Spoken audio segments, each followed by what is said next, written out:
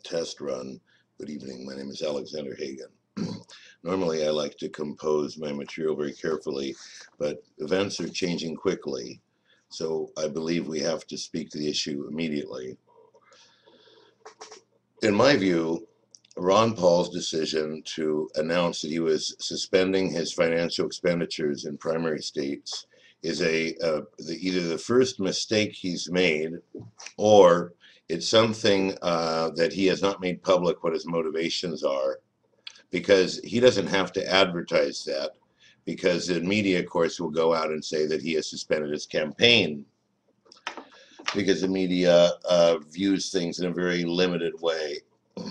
I was very surprised by Judy Woodruff's interview with Ron Paul, how completely ignorant she seemed to be of his movement.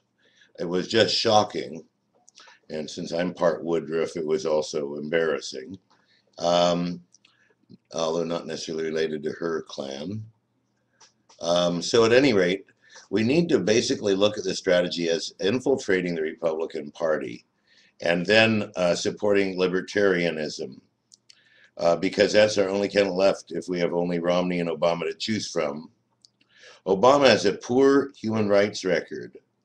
According to the ACLU, he voted for the Patriot Act. He allowed the complete and total removal of our rights with the NDAA, the latest National Defense Authorization Act, which he did sign for indefinite detention without trial of American citizens on suspicions of association, which is just shocking.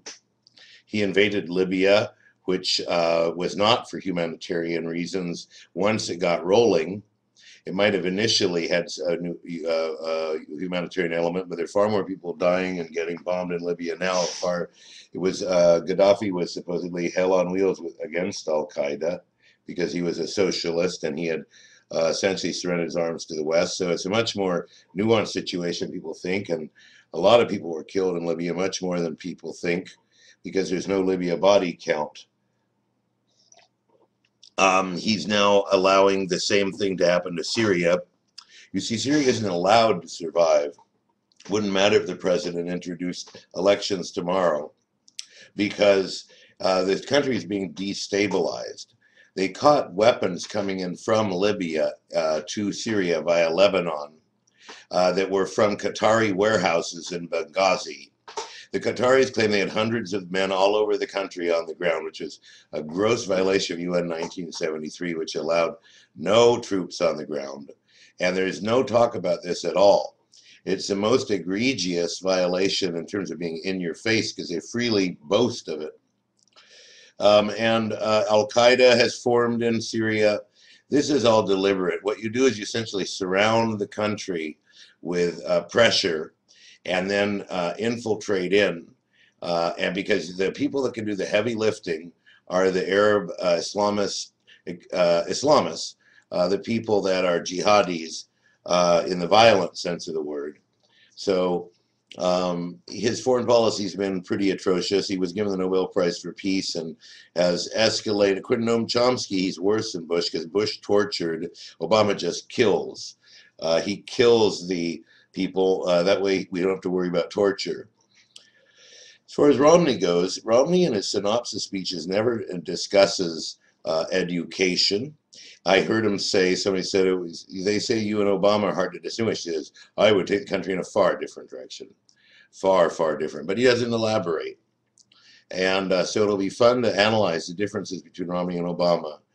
On the issue of the military-industrial complex, Romney wants to escalate it, and it's eating our country alive.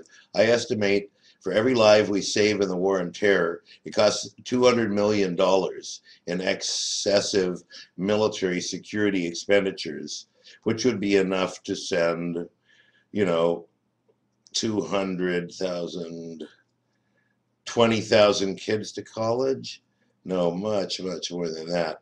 For each one, no, $200,000, $200 million, that would be like, it would be like 8,000 college students per life saved, and there may be no life saved because of our antagonistic way of prosecuting this. We have half the world's arms expenditures. We're 5% of the population. Our allies altogether, it ends up being about 85% when you count NATO and CETO. And Romney wants to boost military expenditures. We're just on excessive military spending.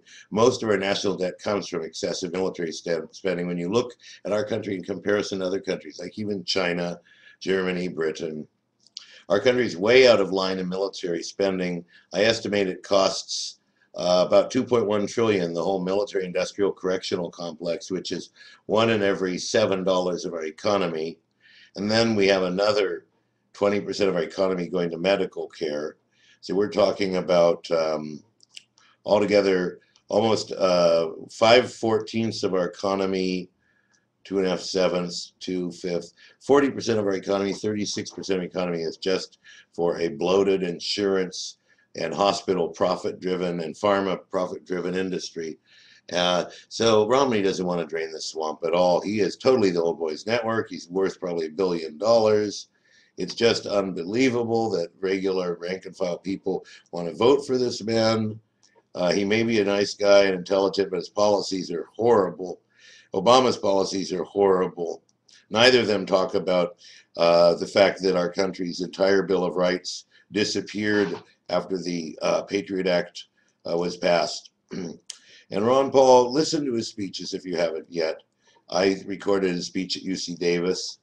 And he will solve all these things. He's going to bring the troops home, maybe in phases, but he's going to drastically drain the military industrial swamp. And adopt a peaceful posture towards other countries.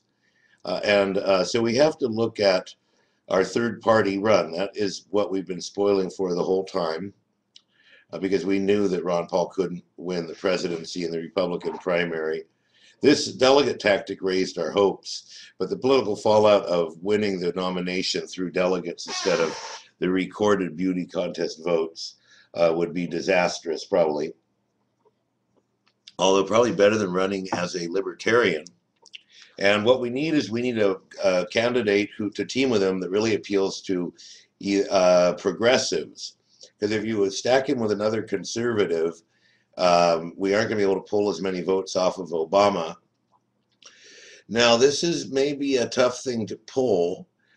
We need to get some kind of communication. And the way we do that is the Occupy movement and the Tea Party.